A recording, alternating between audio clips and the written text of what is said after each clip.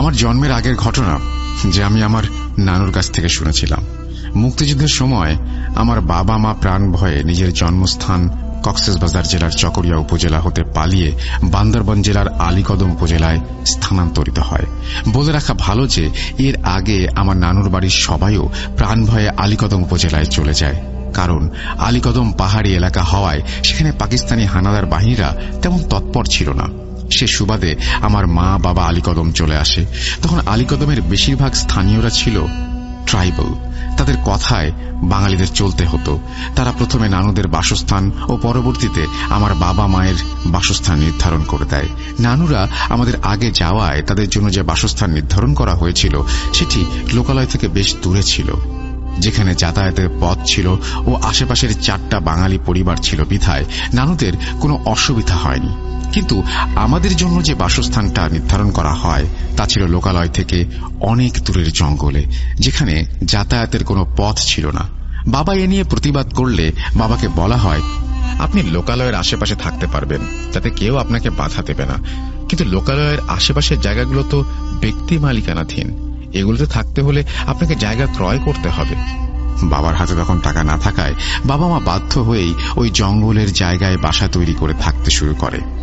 বাবা এবং মা দিনরাত পরিশ্রম করে মাটির দেয়াল, ওপরে গাছের ছাউনি, কোনো মতে থাকার জন্য একটা বাসা তৈরি করে ফেলে। একটা সময় লোকালয় থেকে আমাদের বাসায় আসা যাওয়ার একটাই পথ ছিল, তা হলো ওই ছোট্ট একটা পাহাড়ি ছিঁড়ি। বাবা প্রতিদিন জঙ্গলে গিয়ে গাছ কেটে এনে বাজারে বিক্রি করত। আমাদের বাড়ি থেকে কিছু দূরে একটা বড় লেক ছিল, বর্তমানে এটাকে অনেকে মায়া লেক নামে চিনে থাকবেন। মাঝে মধ্যে বাবা সে লেকে গিয়ে মাছ শিকার করত। আলীকদমে বাবা স্থানীয়দের সাথে ভালো সম্পর্ক গড়ে তুলে গাছ কেটে ও মাছ শিকার করে ভালো রোজগার হওয়ায় বাবা আবার চকরিয়া চলে যাওয়ার সিদ্ধান্ত মাথায় নিয়ে আসে। সে ঘরে জন্মগ্রহণ করে আমার বড় ভাই, আমার মেজ বোন ও আমি। এভাবে আমাদের হাসি খুশি পরিবারের দিন চলতে থাকে। কিন্তু এই খুশি বেশি দিন স্থায়ী হয়নি আমাদের কপালে।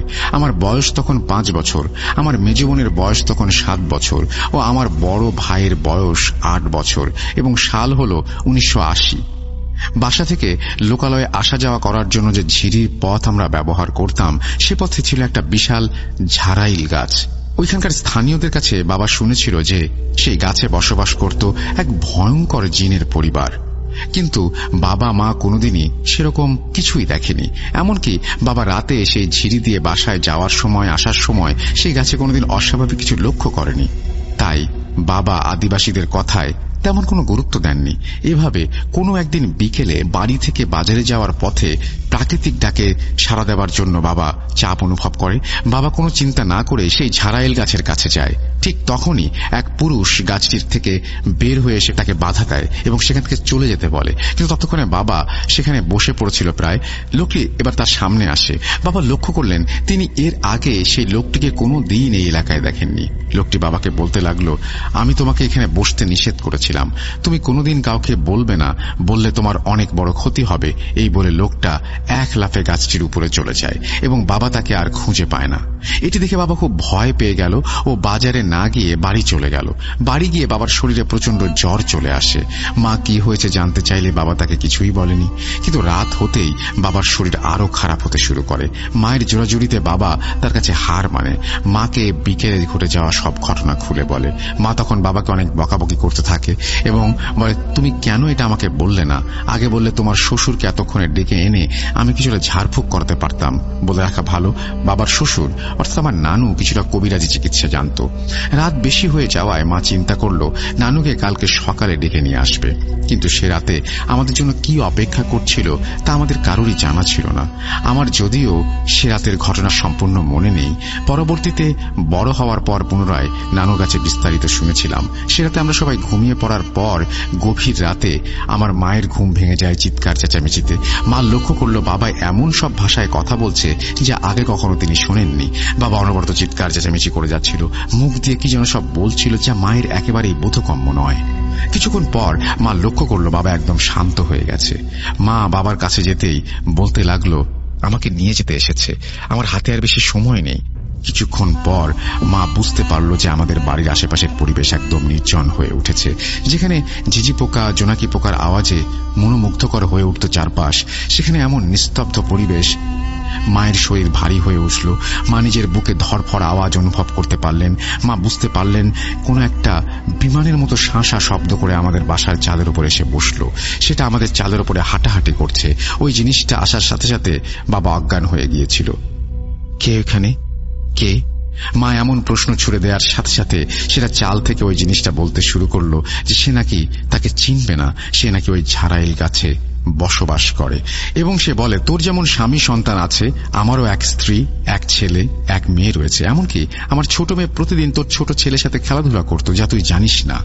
তাই আমরা তোর পরিবারের কোনোদিন ক্ষতি করার চিন্তা করিনি। এমনকি তোর মেজ মেয়েকেও 2 দিন বড় বিপদ থেকে রক্ষা করেছি, যা তুই জানিস না। কিন্তু আজকে তোর স্বামী আমাদের বাসার সামনে যা করলো সেটা আমাদের সমাজের জন্য খুব অন্যায়। এটা বলে সে আমার কথা রাখেনি। তাকে বারণ করা সত্ত্বেও সে সেখানে বসে পড়ে। এর শাস্তি তাকে অবশ্যই পেতে হবে। এই বলে জিনটা আবারও শাঁ শাঁ শব্দ করে চলে যায়। যাওয়ার আগে জিনটা মাকে ওয়ার্নিং দিয়ে গিয়েছিল এই সম্পর্কে কে যেন কিছু না জানে। এভাবে রাত কেটে যাওয়ার পরদিন সকালেই আমার বাবা মারা যায়। এমন আকস্মিক মৃত্যুতে আমার দাদু ও নানুর বাড়ির সবাই হতবাক হয়ে যায়। সবাই আমার মাকে জোরাজুরি করতে থাকে মৃত্যুর মূল কারণ সম্পর্কে জানাতে। কিন্তু মা কোনো মতে সবাইকে মিথ্যা বলে ঘটনা থামাচাপা দেয়। দাদুর বাড়ির সবাই চলে গেলে আমরা কয়েকদিনের জন্য নানুর বাড়িতে থাকার জন্য চলে যাই। মা সবাইকে বোঝাতে পারলেও আমার নানু কিন্তু কোনো মতে তার মেয়ের কথা বিশ্বাস করেনি। কারণ একজন বাবা তার মেয়ের চোখ দেখলে বুঝতে পারে সে সত্যি বলছে না মিথ্যা বলছে। নানু মাকে প্রেসার দিতে থাকে যেন মা সব ঘটনা খুলে বলে। নানু মাকে অভয় দিতে থাকে, বলে তোর কোনো ক্ষতি হবে না, তুই শুধু সত্যি কথা বল। নানুর অভয় পেয়ে মা নানুকে সমস্ত ঘটনা খুলে বলে। ঝাড়াইল গাছের জিনের কথা শুনে নানুর মুখ বিষণ্ণ হয়ে যায়। তিনি বলতে থাকেন, ওই জিনগুলো খুবই শক্তিশালী জিন। এদের শক্তির কাছে পেরে ওঠা কারো পক্ষে সম্ভব নয়। এরা ওই গাছে বসবাস করছে 300 বছর ধরে। আমি যতদিনের সমাধান করতে না পারি ততদিন তোরা ওই বাসায় যাবি না। সেদিন রাতে নানু তার বাসায় থাকা একটি জিনের সাহায্য নেওয়ার চেষ্টা করে। অনেক চেষ্টার পরে সেই জিনটি আসলে নানু তার কাছে আমাদের পরিবারের সাথে ঘটে যাওয়া ঘটনার কারণ জানতে চায়। জিনটি বলে, আমি তখন বিস্তারিত কিছু জানি না, তবে আমি কালকে এই ঘটনার বিস্তারিত জেনে আপনাকে জানাতে পারবো। এর পরের দিন জিনটি এসে বিস্তারিত বলা শুরু করে। এর আগেও আপনাকে ঝাড়াইল গাছের বড় জিনের ব্যাপারে বলেছিলাম, যারা এলাকার সবচেয়ে শক্তিশালী ও পুরনো পরিবার। এখন আবার বলছি, আপনার জামাই আর মেয়ে যখন থেকে সে ঘরে বাস করা শুরু করে তখন থেকে সে জিন ও তার পরিবার তাদের উপর নজর রাখছিল। জিনটি আমার মাকে বলেছিল, আপনার মেজ মেয়ের বয়স যখন 5 বছর তখন সে দুপুরে আপনাদের বাড়ির আশেপাশে জঙ্গলে ঘুরে বেড়াত। সে সময় জঙ্গলের এক জিন আপনাদের মেয়েকে পছন্দ করে। সে জিনটি আপনাদের মেয়েকে 2 বার তাদের রাজ্যে নিয়ে যেতে চেয়েছিল, কিন্তু ঝাড়াইল গাছের সেই জিনগুলো 2 বারই আপনার মেয়েকে রক্ষা করে। এর বেশ কিছু কারণও ছিল বটে। সেই জিনের ঘরে জন্ম নেয়া ছোট মেয়েটি আপনার ছোট ছেলের সাথে বড় হচ্ছিল। তারা 2 জন একে অপরের সাথে খেলাধুলা করত এবং আপনার জামাই যে কাজটি করেছে তাকে বারণ করা সত্ত্বেও যখন কথা শুনি তখন রাগান্বিত হয়ে ওঠে এবং আপনার হাজবেন্ডকে মেরে ফেলে। এখন সমস্যা হলো যে সেই জিনটি আপনাকে বলেছিল তাদের কথা কাউকে না বলতে, কিন্তু আপনি আপনার বাবাকে বলে দিলেন। এখন সেই জিনটি আপনার ও আপনার ছেলে মেয়েদের পেছনে পড়ে থাকবে। এর থেকে পরিত্রাণের কোনো উপায় আমার জানা নেই। এই বলে জিনটি চলে যায়। এটা শোনার পরের দিন রাতে নানু আরেকটা শক্তিশালী জিনের সাহায্য খোঁজে। জিনটি সাহায্য করার আশ্বাস দিয়ে চলে যায়। 2 দিন পর জিনটি নানুর বাসায় এসে হাজির হয় এবং বলে, আমি আপনার সমস্যার কোনো সমাধান করতে না পারায় আমি আমার ওস্তাদের সাহায্য খুঁজি। এবং ওস্তাদকে জিজ্ঞেস করায় সে বলেছিল তিনি নাকি গারাঙ্গিয়া মাদ্রাসার ছাত্র ছিল, সেখানে বড় হুজুর তার ওস্তাদ। ওস্তাদের কাছে এই সমস্যাটা নিয়ে গেলে ওস্তাদ কিছু নিয়ম বলে যা শামসুল আলমের মনে নেই বর্তমানে। জিনটি সেই নিয়মগুলো বলেও ওস্তাদের দেয়া 4টি শক্তিশালী তাবিজ দেয় আমাদের 4 জনের জন্য। জিনটি বলে এই তাবিজগুলো সবাই একসাথে পড়বে এবং যতদিন সবার বয়স 49 না হয় ততদিন এই তাবিজগুলো পড়ে থাকতে হবে। এই বলে জিনটি চলে যায়। তার কথা মতো আমরা তাবিজগুলো পড়ে নেই এবং সে বাসায় আবার চলে যায়। বাসায় চলে যাওয়ার দিন রাতে মা খেয়াল করে জিনটি আবার আগের মতো বিমানের মতো শাঁ শাঁ শব্দ করে আমাদের সামনে এসে হাজির হয়েছে। সে বলতে থাকে, তুইও তোর স্বামীর মতো কথা রাখলি না, তোকেও তোর স্বামীর কাছে পাঠিয়ে দিতে হবে। তবে তোর ছোট ছেলের প্রতি আমার মেয়ের নজর আছে, তাকে আমাদের সাথে নিয়ে যাব। তোর মেজ মেয়েকেও আমরা রক্ষা করব না, তাকেও সুযোগ পেলে আমি নিয়ে যাব এবং জঙ্গলের ওই জিনকে দিয়ে আসব। এই বলে জিনটি শাঁ শাঁ শব্দ করে চলে যায়। পরদিন মা নানুকে গিয়ে কালকে রাতের ঘটে যাওয়া ঘটনা বলে। নানু মাকে অভয় দিয়ে বলে, এখন সে শুধু তোদের ভয় দেখাচ্ছে, তাবিজ থাকাকালীন সে কোনো ক্ষতি করতে পারবে না। মা নানুর কথা শুনে কিছুটা স্বস্তি নিয়ে বাসায় চলে আসে। এর কিছুদিন পর আমার মেজ বোন তার খালার সাথে শ্বশুর বাড়িতে বেড়াতে যায়। মেজ বোনের বয়স তখন ছিল 7 বছর। 3-4 দিন বেড়ানোর পর সে মামার সাথে নানুর বাড়ি চলে আসে। সেদিন বিকেলে মামা তাকে বাসায় ছেড়ে দেওয়ার উদ্দেশ্যে রওনা দেয়। আমার মেজ বোন সেই ঝাড়াইল গাছের কাছে আসলে লক্ষ্য করল যে সে গাছ থেকে তাকে কেউ সুমি সুমি বলে ডাকছে। আমার মেজ বোনের নাম সুমি ছিল। সুমি গাছের দিকে তাকাতে দেখতে পায় এক মধ্যবয়সী লোক, তার সাথে এক মহিলা, এক মাঝবয়সী ছেলে ও একটি ছোট মেয়ে, সবাই তাকে একসাথে ডাকছে ও বলছে, আজকে আমরা তোমাকে নিতে আসব, তুমি রেডি হয়ে থেকো। সুমি মামাকে বলল, মামা ওরা আমাকে ডাকছে কেন? মামা গাছের দিকে তাকিয়ে ও আশেপাশে তাকিয়ে চোখ বুলিয়ে নিয়ে বলে, কে ডাকছে তোমাকে? আমি তো কাউকে দেখতে পাচ্ছি না, কারো আওয়াজও শুনতে পাচ্ছি না। সুমি গাছের দিকে আঙুল তাক করে বলল, ওরা ডাকছে। মা বলল, এখানে কেউ নেই, তুমি ভুল দেখছো। এই বলে সুমিকে বাসায় দিয়ে আসে এবং রাতে মামা তার বাসায় ফেরত চলে যায়। মামা ও সুমি মাকে বিকেলে তাদের সাথে ঘটে যাওয়া ঘটনা বলে দেয়। মা কিছুটা ভয় পেয়ে তাড়াতাড়ি সুমির গলার তাবিজটা আছে কিনা চেক করে, কিন্তু তাবিজটি ঠিক জায়গায় ছিল। মা তখন ভাবে হয়তো তাদের আবার ভয় দেখানোর চেষ্টা চলছে। মা সুমিকে বলল, ওসব কিছু না, ওরা এমনি তোর সাথে দুষ্টুমি করছিল।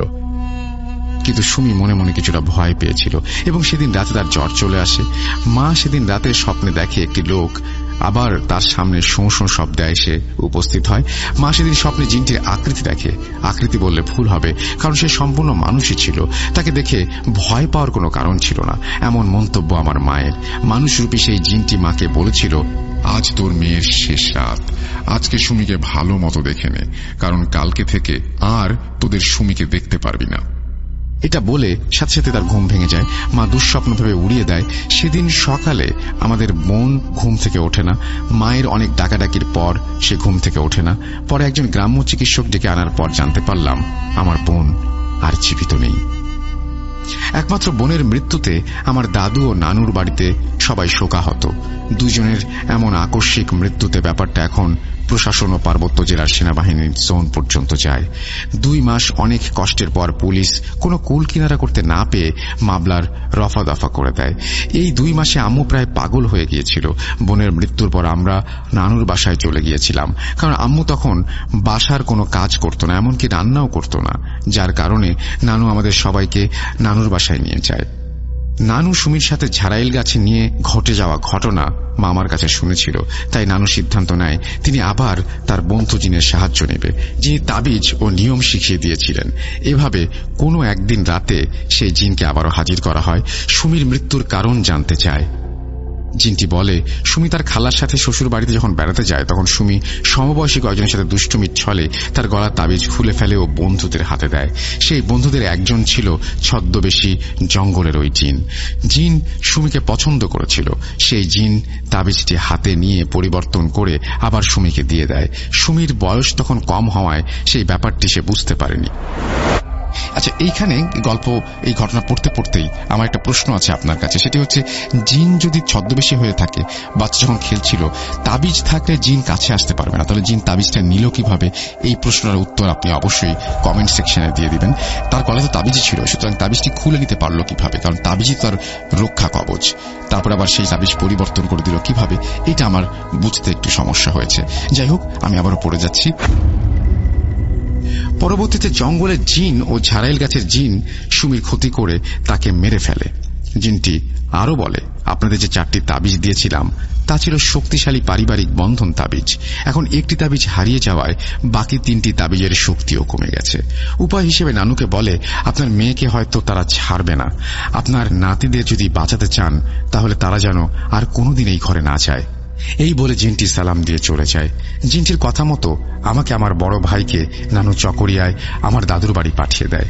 ওইখানে 1 বছর কেটে যাওয়ার পর বড় ভাই ফুপা ফুপুর সাথে পাকিস্তান চলে যায়। এভাবে আরো 1 বছর কেটে যাওয়ার পর খবর আসে আমার মা দুনিয়ায় নেই। তিনিও আমার বাবা বোনের মতো এই দুনিয়ার মায়া ত্যাগ করে চলে গেছেন। আমার বয়স তখন 7 বছর। আমার বয়স কম হয়, আমি তখন এইসব বিষয় সম্পর্কে অবুঝ ছিলাম।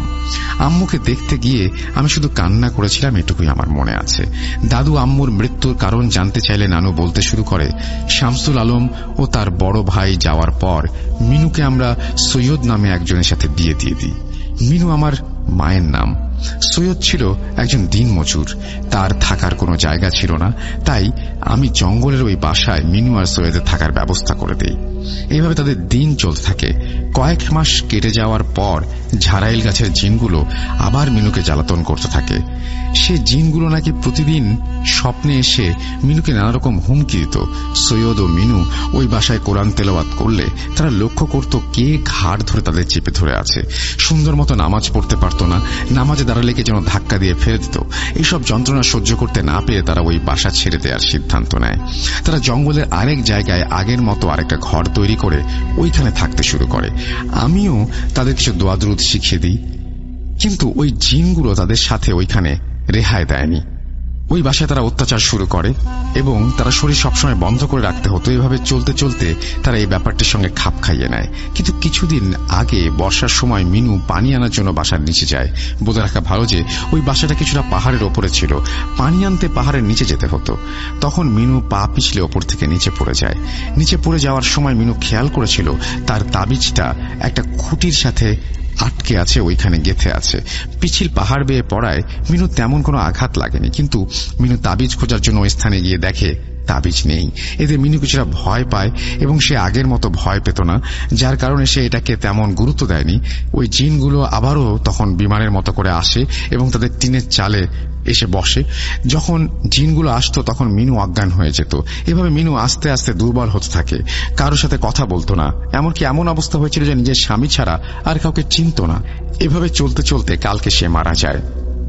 আম্মুর দাফনের পর দাদু আমাকে নিয়ে চকরিয়া চলে যাওয়ার জন্য প্রস্তুতি নিচ্ছিল। তখন আমি কেন যেন বেঁকে বসি। আমি বলি, আমি দাদুর সাথে যাব না, আমি নানু মামাদের সাথে থাকবো। দাদু আর আমাকে তার সাথে নিয়ে আসার জন্য জোরাজুরি করেননি। তিনি নানুকে বলেন, আচ্ছা বেশ, শামসুল না হয় এখানেই থাকুক কয়েকদিন, পরে আপনি দিয়ে আসবেন আর কি। নানুও হ্যাঁ সম্মতি দেয়, কিন্তু পরবর্তীতে আমি আর দাদুর বাড়ি ফেরত যাইনি, কারণ আমার নানুর বাড়িতে বেশি ভালো লাগতো। দাদু ও চাচা 2 বার আমাকে নিতে এলেও আমি কোনো মতে যেতে রাজি হইনি তাদের সাথে। এটুকু পর্যন্ত আমি নানু থেকে শুনেছিলাম। এখন আসি আমার ঘটনায়। ছোটবেলা থেকে আমি নাকি শান্ত স্বভাবের ছিলাম, বিশেষ প্রয়োজন ছাড়া নাকি তেমন কান্না করতাম না। আম্মু আমাকে এক জায়গায় বসিয়ে সারাদিন সেই স্থানেই বসিয়ে রাখতো, আমি খেলা করতাম একা একা। আম্মু আব্বু এই ব্যাপারটা নাকি স্বাভাবিকভাবে ধরে নিয়েছিল, কিন্তু ঝাড়াইল গাছের ঘটনার পর সবাই বুঝতে পারে আমি সারাদিন কার সাথে খেলা করতাম। তবে এই সব ব্যাপার বন্ধ হয়ে যায় তখন থেকে, যখন আমরা তাবিজ ব্যবহার শুরু করি। তবে নানুর বাসায় কিছুদিন থাকার পরে সবাই লক্ষ্য করে আমার সাথে সেই তাবিজটি আমার গলায় নেই।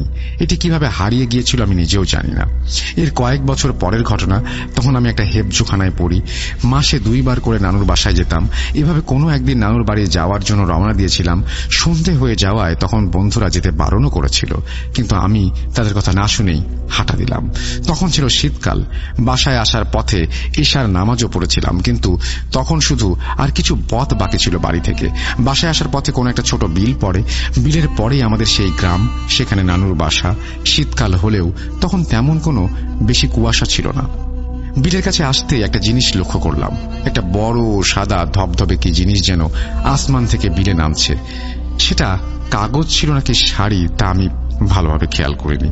সেই সাদা জিনিসটা বিশাল ছিল, এত বিশাল যে তার শুধু নিচের অংশটি আমি দেখতে পাচ্ছিলাম। ওপরের অংশটা এত অসীম ছিল যে আমি শুধু তাকিয়েছিলাম, কিন্তু ওপরের অংশটা দেখা যাচ্ছিল না। মনে হচ্ছে ওই সাদা জিনিসটির শুরু আছে শেষ আসমানে। কিন্তু দেখতে দেখতে সেই জিনিসটি মাটিতে পড়ে গেল এবং ছোট একটা বিড়ালের রূপ নিল। বিড়ালটি এত সুন্দর ছিল যে আমি আপনাকে বুঝিয়ে বলতে পারবো না। সেই বিড়ালটি বিলের মধ্যে একটা পাওয়ারফুল এনার্জি লাইটের মতো আলো হয়ে চলছিল। কিন্তু কিছু সময় পর লক্ষ্য করলাম বিড়ালটি আস্তে আস্তে হালকা কুয়াশার মধ্যে মিলিয়ে গেল।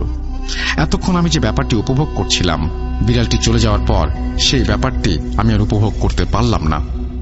ব্যাপারটি আমার মনে ভয়ের জন্ম দেয়। আমি এক দৌড়ে বাসার সামনে এসে নানু বলে চিৎকার দিয়ে অজ্ঞান হয়ে যাই। পরের দিন যখন আমার জ্ঞান আসে তখন আমি বাসার সবাই আমার দিকে তাকিয়ে আছে দেখি এবং সবাই অপেক্ষা করছিল যে কখন আমার জ্ঞান আসবে। জ্ঞান আসার পর আমি নানুকে সবকিছু খুলে বলি। নানু আর কোনোদিন রাতে বাসায় না আসার জন্য বারণ করে দেয়। এর কয়েক বছর পরের ঘটনা। আমার বয়স তখন 14 কি 15। আমি তখন হেফজোখানায় পড়তাম। ছুটিতে বাড়ি গিয়েছিলাম। কোনো একদিন বাজার থেকে বাড়ি আসার পথে ওই বিলের কাছে এসে দেখি এক অপরূপ সুন্দরী মেয়ে আমার সাথে তাল মিলিয়ে হাঁটছে। তাকে দেখে আমার মনে হচ্ছিল যেন আমি অনেক বছর ধরে তাকে চিনি, কিন্তু মনে করতে পারছি না তাকে কোথায় দেখেছি। সে আমাকে দেখে বলল, কেমন আছেন? আমি তো হতবাক। আমি বললাম, আমি ভালো আছি, কিন্তু আপনাকে তো আমি চিনতে পারলাম না। তিনি বললেন, আমি আপনাকে চিনি, আপনার মামা নানুদেরও চিনি। আমি আপনার নানুর বাড়ির পর যে গ্রাম আছে সেখানে বসবাস করি। ততক্ষণে বাড়ি চলে আসায় আমি তার থেকে আলাদা হয়ে গেলাম। এর কয়েকদিন পর তার সাথে আমার আবার দেখা হলো। এবার আমি সাহস করে তার নাম জিজ্ঞেস করি। তিনি বললেন তার নাম কারিমা। আমার গ্রামের পরের গ্রামে জঙ্গলের দিকে তার ঘর। ঘরে কে কে আছে জিজ্ঞেস করলে সে বলে, আমার বাবা, মা, বড় ভাই ও আমি। তার সম্পর্কে আরো জানতে চাইলে সে বলে, বাবা দিনমজুরি করে, বাবার সাথে তার বড় ভাইও দিনমজুরি করে। সে আর তার মা ঘরের কাজ করে। আস্তে আস্তে তার সাথে আমার যোগাযোগ বেড়ে গেল। তাকে কেন জানি আমার খুব পছন্দ হচ্ছিল। তার জন্য আমি হেফজোখানা পর্যন্ত ছেড়ে দিয়েছিলাম। নানু ও মামাদের আদরের ছিলাম, তাই কেউ কিছু বলেনি। অনেক সময় হয় না এমন যে আপনি অনেক বছর যাবৎ কাউকে চিনতেন, কিন্তু হঠাৎ করে তাকে হারিয়ে ফেললেন, কিন্তু বর্তমানে সে আপনার সাথে আছে। 15 বছর আমার বয়স হলেও সেই অনুভূতি আমার ভেতরে কাজ করছিল। এভাবে তার সাথে আমার সম্পর্ক গড়ে ওঠে। আমরা প্রতিদিন বিকেলে সেই মাঠে দেখা করতাম। সে আমার চোখের সামনে না থাকলেও আমার এরকম অনুভব হতো যে সবসময় আমার সাথে আছে। আমি তাকে আমার নানুর বাড়িতে নিয়ে যেতে চেয়েছিলাম অনেকবার, কিন্তু সে কোনোদিন রাজি হয়নি। এমনকি আমি তার বাড়িতে যেতে চাইলেও সে আমাকে নিয়ে যেতে চায়নি। কিন্তু আমাদের প্রতিদিন দেখা হতো। এভাবে কোনো একদিন তার সাথে আমি দেখা করতে গিয়েছিলাম, তার সাথে কথা বলছিলাম, কিন্তু হঠাৎ করে আমার মামির সামনে পড়ে গেলাম। মামি পানি আনতে যাচ্ছিল ঝিরির দিকে। মামি আমাকে দেখে বলল, কিরে শামসুল, তুমি বাতাসের সাথে কেন কথা বলছিলা? আমি বললাম, আমি বাতাসের সাথে কেন কথা বলবো, আমি কারিমার সাথে কথা বলছিলাম। মামি বলল, কে সে? আমি তো আশেপাশে কাউকে দেখতে পাচ্ছি না। আমি পাশে তাকাতে দেখি আসলেই আমার পাশে কেউ নেই। কারিমা হয়তো মামিকে দেখে ভয় পেয়েছে, তাই লুকিয়ে পড়েছিল। কারণ বিলের আশেপাশে অনেক ঝোপঝাড় ছিল, তাই হয়তো কোথাও লুকিয়ে পড়েছিল। আমি তখন মামিকে বললাম, ও কিছু না, আমি এমনি তোমার সাথে মজা করছি মামি। মামিকে বুঝ দেওয়ার পর মামি চলে গেল। আমি কারিমাকে খুঁজতে থাকি। কিছুক্ষণ পর সে হঠাৎ করে আমার সামনে এসে হাজির হয়। বললাম, তুমি কোথায় গিয়েছিলে? সে বলল, তোমার মামিকে দেখে আমি সরে গিয়েছিলাম। আমি বললাম, ও আচ্ছা, ভালো করেছো। মামি তোমাকে দেখলে আবার নানু আর মামাদের বলে দিত তোমার সম্পর্কে। কিন্তু হঠাৎ করে আমার একটা বিষয় খটকা লাগলো। মামি কেন বলছিল আমি বাতাসের সাথে কথা বলছি? আর আমার যতটুকু মনে আছে, মামি যেদিক দিয়ে এসেছিল আমাদের দুজনকে মামির একসাথে দেখতে পারার কথা। কারিমা যদি ঝোপঝাড়ে লুকিয়েও পড়তো, তাও সেই বিষয়টি মামি লক্ষ্য করত, কারণ বিলের আশেপাশে কোথাও এত বড় গাছ ছিল না যে ওইখানে কারিমা হঠাৎ করে লুকিয়ে পড়বে। এসব প্রশ্ন যখন আমার মাথায় ঘুরপাক খাচ্ছিল, তখন কারিমা আবার আমার সাথে এসে আমাকে অন্য মনস্ক করে দেয়। এর কিছুদিন পরের ঘটনা। প্রতিদিনের মতো সেদিনও আমি তার সাথে গিয়ে কথা বলছিলাম। সে কথা চলে হঠাৎ বলল, মনে আছে সেই রাতের কথা যখন তুমি এই বিলের মধ্যে অপরূপ সুন্দর একটা বিড়াল দেখেছিলে? আমি তো হতবাক। বললাম, তুমি কি করে জানলে এই ঘটনা? নানু, মামা আর আমি ছাড়া তো এই ঘটনা কেউ জানে না। তখন সে বলল, সেই বিড়ালটি আমিই ছিলাম। সে আরো বলল, আমি তোমাকে অনেক দিন ধরে এই কথাটি বলবো বলে চিন্তা করছিলাম। আসলে আমি মানুষ নই, আমি হলাম একটা জিন। এই সব শোনার পর আমি কিছুক্ষণ ঘোরের মধ্যে চলে গেলাম, কিন্তু আমি তার সাথে স্বাভাবিক আচরণ করতে থাকি। মনে মনে ভয় পেলেও আমি তাকে বুঝতে দেইনি। তার প্রতি মোহ আমার মধ্যে তৈরি হয়েছিল এবং আমি সেটা জানি। এত সব শোনার পর আমি তাকে আগের মতো আগলে নিয়েছিলাম। তার সাথে তখনও দেখা করতাম। তাকে বলতাম, জিনেরা কি সবসময় প্রতিশোধ পরায়ণ হয়? সামান্য ঘটনার জন্য আমার মা, বাবা সবার জীবন কেড়ে নিয়েছিল, আমার বোনের জীবন কেড়ে নিয়েছিল। তখন সে বলছিল, সব মানুষ যেমন একরকম নয়, ঠিক তেমনি সব জিনেরাও একরকম নয়। মানুষের মধ্যে যেমন ভালো খারাপ আছে, তেমনি জিনদের মধ্যেও ভালো খারাপ আছে। আগে আমরা শুধু বিকেলের সময় দেখা করতাম, কিন্তু আস্তে আস্তে তাকে আমি দিনের বেশিরভাগ সময় আমার আশেপাশে লক্ষ্য করতাম। তাকে আমি ছাড়া কেউ দেখত না। এমন কোনো রাত যেত না যে রাতে আমি তার সাথে আড্ডা না দিয়ে ঘুমাতে যেতাম। কিছুদিন পর নানু আবার আমার অস্বাভাবিক আচরণ লক্ষ্য করে, কিন্তু কোনো এক জায়গা থেকে জানতে পারেন আমি নাকি প্রতিদিন বিকেলবেলায় বিলের একপাশে গিয়ে বসি এবং নিজে নিজে কথা বলি। নানু আমার উপর নজর রাখতে শুরু করে এবং খেয়াল করে আমি প্রতিদিন একজনের সাথে কথা বলি। সেদিন তিনি আমাকে নিয়ে সিলেট চলে আসার জন্য রওনা দিলেন। আমি তখনও কিছু জানি না যে নানু আমাকে সিলেটে কেন নিয়ে এসেছেন। নানু আমাকে তার এক বন্ধুর সাথে দেখা করালেন। সেই বন্ধু ছিল একজন মাদ্রাসার শিক্ষক। নানু ও তার বন্ধু একে অপরের সাথে আলাপ আলোচনা করে নানু তার বন্ধুকে আমার ঘটনা সম্পূর্ণ খুলে বলে। নানুর মুখে কারিমার কথা শুনে আমি তো হতবাক হয়ে গিয়েছিলাম। আমি নানুকে বললাম, কারিমা আমাদের কোনো ক্ষতি করে নাই, কেন তুমি কারিমাকে আমাদের জন্য বিপজ্জনক বলছো? তখন সেই হুজুর বলল, কারিমা তোমাকে তার মোহ আবদ্ধ করে রেখেছে, কিন্তু আজকে রাতে তার ফয়সালা হবে। তুমি আজকে কারিমার আসল উদ্দেশ্য সম্পর্কে জানতে পারবে। রাতে নানু ও হুজুর আসন বসায়। সেই হুজুরে ছিল দুটি শক্তিশালী জিন। আমার নানুর সাথেও ছিল সেই জিন আপনারা যা আগে জেনেছেন। তারা 4 জন জিন মিলে কারিমাকে বন্দী করতে আসে। অনেক সময় পেরিয়ে যাওয়ার পর তারা সবাই খালি হাতে ফেরত আসে এবং বলে কারিমাকে বন্দী করে নিয়ে আসা তাদের পক্ষে সম্ভব নয়, কারণ কারিমা মা বাবা ভাই বোন অত্যন্ত শক্তিশালী জিন, তাদের সাথে পেরে ওঠাটা আমাদের কারো পক্ষে সম্ভব নয়। এই বলে জিনগুলো চলে যায়। পরের দিন রাতে সেই হুজুর আবার আসে। সেই রাতে নানু ও সেই হুজুর অনেক কষ্টে কারিমাকে হাজির করতে সক্ষম হয়। হুজুর কারিমাকে বলেছিল, কেন তুমি এই ছেলের পিছনে পড়ে আছো? সে তোমার কি ক্ষতি করেছে? কারিমা বলল, আমি তার পিছনে পড়ে নাই, তার সাথে আমি ছোট কাল থেকে আছি, আমরা একসাথে বড় হয়েছি। হুজুর বলল, তোরা তো সামান্য ভুলের জন্য তোর বাবা মা বোনকে মেরে ফেলেছিলি। তখন আমি বুঝতে পারি এই সেই জিনের পরিবার, এর সদস্য যারা আমার পরিবারকে ধ্বংস করে দিয়েছে। আমি সাথে সাথে বলে উঠি, ছদ্মবেশী শয়তান, তোরা আমার পরিবারের সবাইকে মেরেও ক্ষান্ত হসনি, এবার তোরা আমাকে মারার জন্য প্ল্যান করছিস? কারিমার সাথে সাথে বলে উঠল, না না, আমি আমার বাবা মার মতো নই, আমি তোমাকে অনেক পছন্দ করি। তোমাকে যদি মারার মতো হতো তাহলে আমি তোমাকে এতদিন মেরে ফেলতে পারতাম।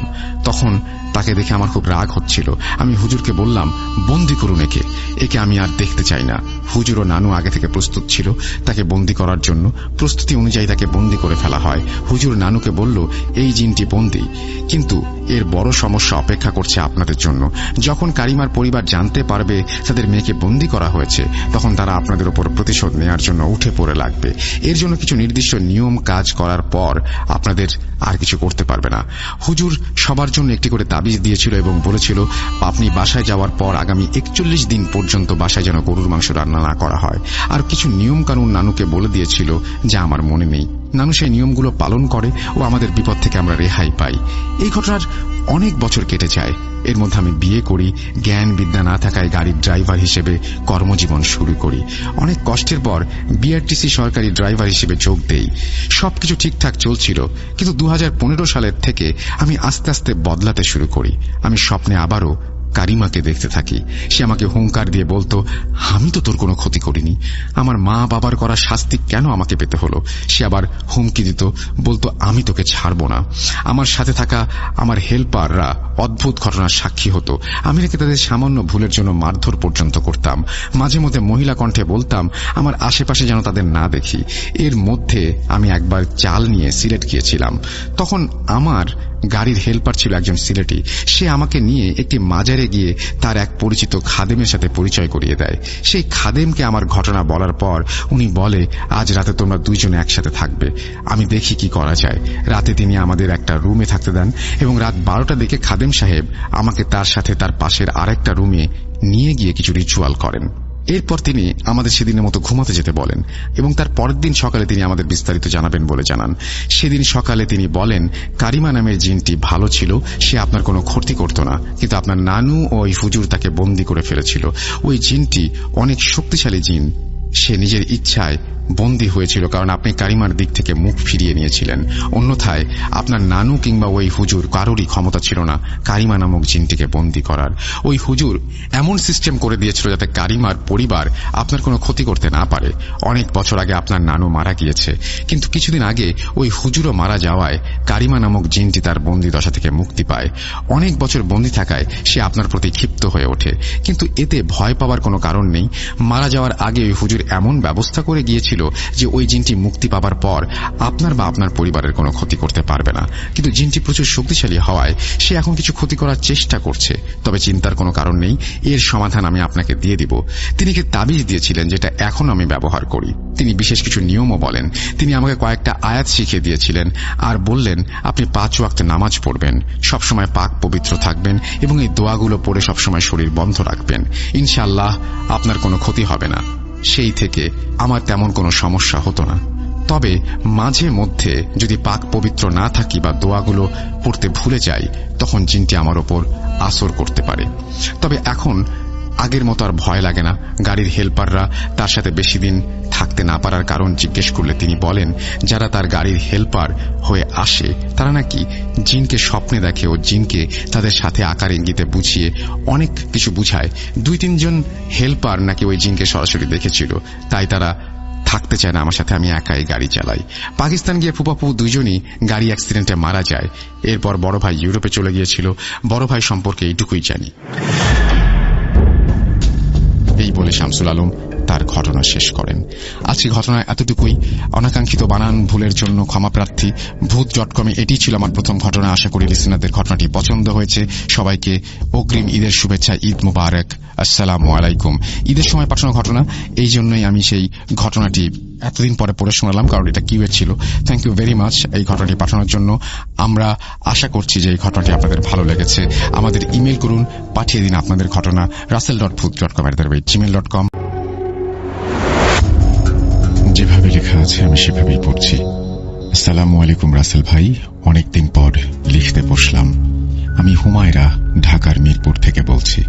আজকের ঘটনাটা একটু অদ্ভুত আমার কাছে মনে হয়। কেন অদ্ভুত বললাম সেটা ব্যাখ্যা করছি। মূলত যতবার এই ঘটনা শেয়ার করব বলে লিখতে নেই, কেন জানি না এক অজানা কারণে আর লেখা হয়ে ওঠে না। অথচ সংগৃহীত বা অন্যের সাথে ঘটে যাওয়া ঘটনা শেয়ার করেছি বহুবার, কিন্তু আমার নিজের সাথে ঘটে যাওয়া এই ঘটনাটা আমি শেয়ার করিনি। যাই হোক, কথা না বাড়িয়ে এবার ঘটনায় চলে যাই। আমরা তখন নতুন বাড়ি করি। সেই বাড়িতে ওঠার কয়েকদিন পর এই ইনসিডেন্টটা আমাদের সাথে ঘটেছিল। আমাদের বাড়ির একটু বর্ণনা দেই। যেখানে আমাদের বাড়ি তার আশেপাশে কোনো বাড়িঘর ছিল না। খোলা মাঠ, 2 দিকে, পেছনে পুকুর আর সামনে একটা হাইওয়ে। বাড়ির পরিবেশটা এত সুন্দর, বিকালে ছাদে উঠে তাকালে চারিদিক শুধু মাঠ। একটু দূরে একটা মেহগনি বাগান আর তার পাশে কালো পুকুর। এই পুকুরটার নাম কালো পুকুর কেন জানি না, তবে এটুকু জানি ওই পুকুরে অনেক মাছ আছে, কিন্তু কেউ সেই মাছ ধরতে পারে না, কারণ ওখানে প্যারানরমাল কিছু বিষয় আছে। সবার ধারণা ওখানে জিন থাকে। একবার হলো কি, আমাদের ওই দূরের এলাকা থেকে একদল জেলে আসলো। ওরা বলল, আমরা শুনেছি আপনাদের পুকুরে নাকি মাছ ধরা যায় না, আমরা মাছ ধরে দিতে পারবো, তবে শর্ত আছে। মোট মাছের 4 ভাগের 3 ভাগ আমাদের দিতে হবে। তো যার পুকুর সে ভাবল মোটেও ধরতে পারি না, যদি 1 ভাগ পাই তাতে অনেক বেশি হয়ে যাবে। সে রাজি হয়ে গেল। এরপর পুকুরে মাছ ধরার প্রস্তুতি নিল জেলেরা। জাল ফেলল। একদিক থেকে অন্যদিকে টেনে নেওয়া হলো জাল, কিন্তু কোনো মাছ ধরা পড়ল না, কিছু মলা ঢেলা মাছ ছাড়া। জেলেরা তো খুব বিরক্ত। কেন এমন হলো? মাছ না পেলে পোষাবে কিভাবে? এত কষ্ট করে এতগুলো মানুষ খাটলো, কোনো মাছ না ধরে বাড়ি যাবে, এটা তো হতে পারে না। এত মাছ দেখা যাচ্ছে অথচ জালে উঠছে না। তারা নতুন সিদ্ধান্ত নিল, পাম্প নিয়ে সেচ দেবে। পাম্প আনা হলো সেচ দেওয়ার জন্য। এরপর স্টার্ট হলো। জেলেরা বলা বলি করছিল, এইবার মাছ তুমি না উঠে যাবে কই? পুকুরের সাইজ অনুযায়ী সেচ দিতে বেশি সময় লাগার কথা না, কিন্তু অস্বাভাবিক বেশি সময় লাগছে। পানি কমছে না। যাই হোক, পানি সেচ হচ্ছে। এদিকে রাত হয়ে গেছে। জেলেরা ওখানেই চুলা বসিয়ে রান্না করার আয়োজন করলো। আর সবাইকে বলা হলো, এত রাতে কেউ মাছ ধরতে নামবে না, যা করার সকাল সকালে করবে।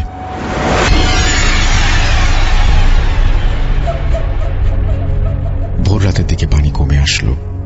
সেচ বন্ধ করে দেয়া হলো। সবাই লাইট মেরে দেখল প্রচুর মাছ। জেলেরা ভীষণ খুশি। সকালের আলো ফুটলেই তারা মাছ ধরতে নামবে। এদিকে এলাকার লোকজনের ভেতরে ভীষণ একটা কৌতূহল ছিল এই পুকুর নিয়ে। তাই ভোর হতে তারাও হাজির হলো মাছ ধরা দেখার জন্য। কিন্তু তারা আশ্চর্যজনকভাবে কোনো মাছ ধরতে পারল না।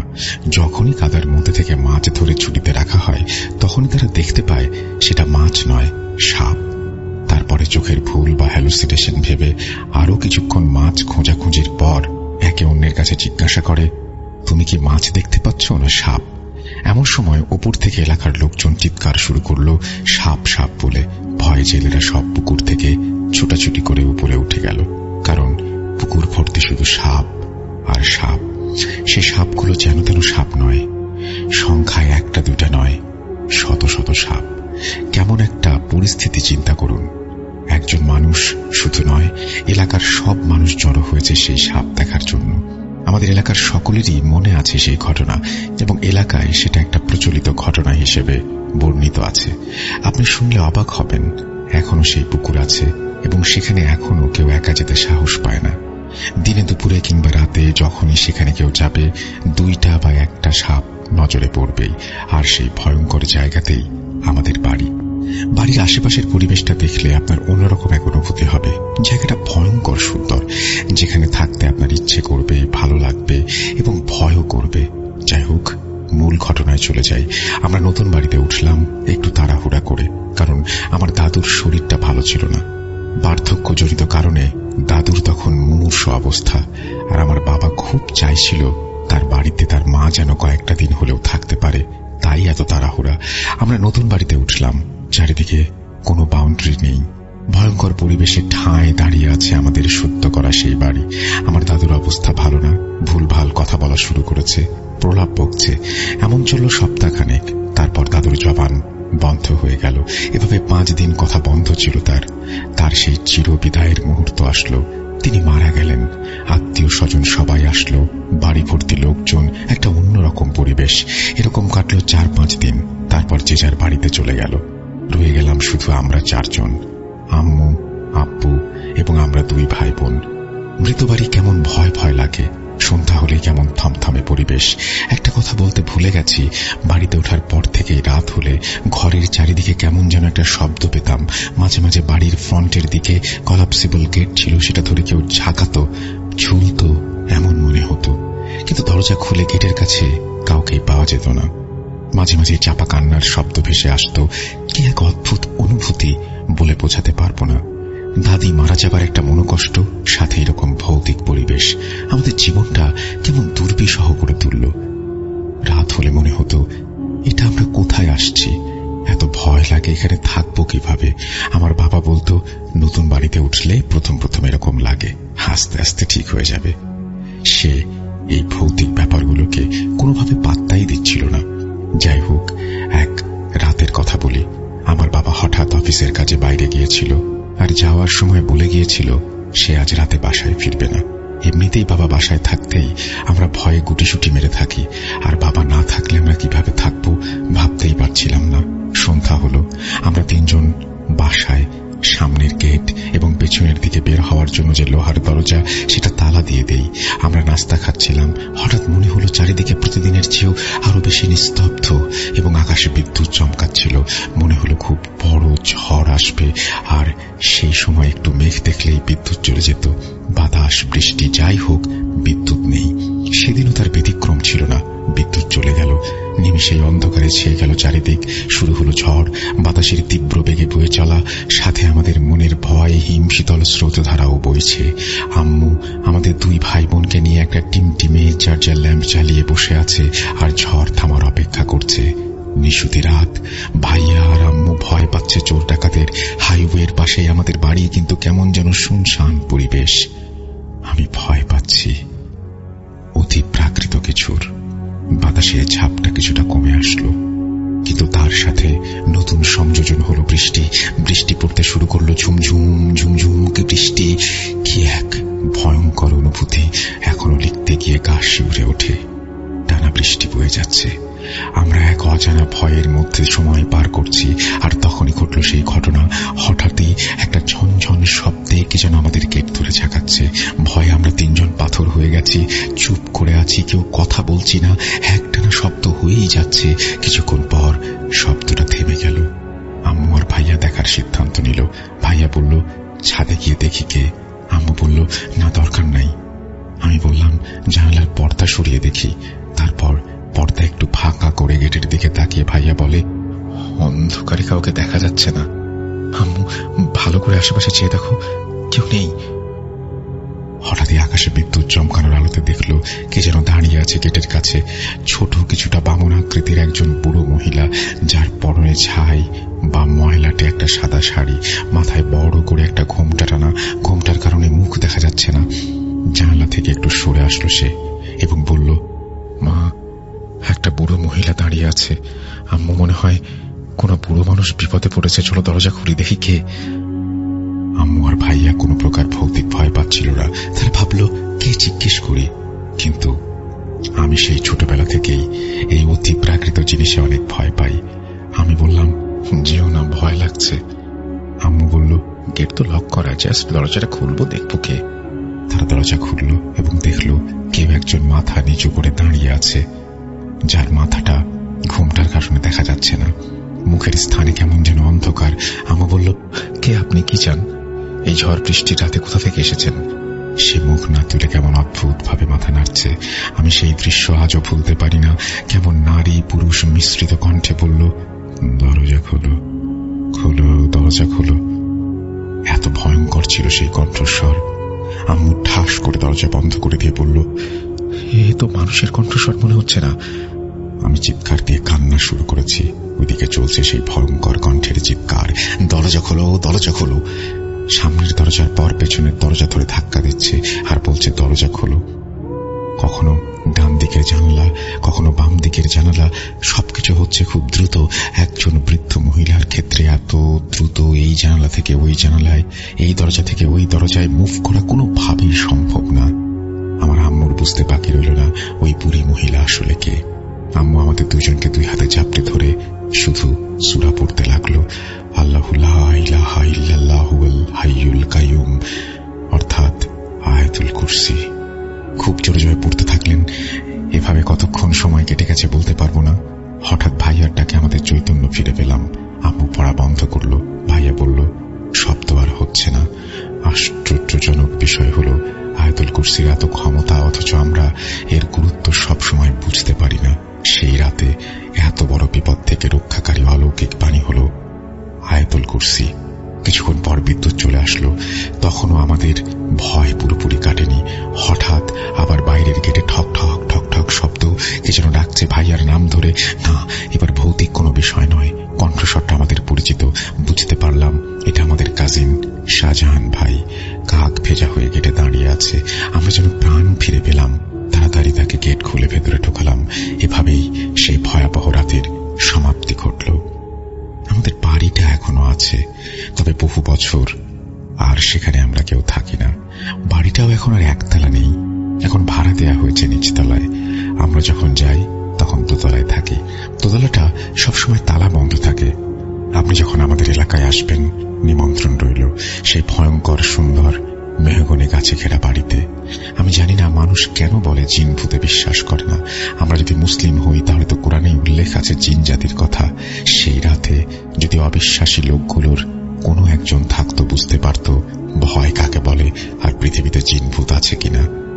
রাব্বি মাঝে মাঝে বলে, সমাজের কিছু সংখ্যক মানুষ জিন ভূত বিশ্বাস করি না, কিন্তু অন্ধকারে সিঁড়ি দিয়ে নামার সময় কিংবা অন্ধকার রুমের ভেতরে ভয় পাই। যদি তারা এগুলো বিশ্বাসই না করে তাহলে তাদের কিসের ভয়?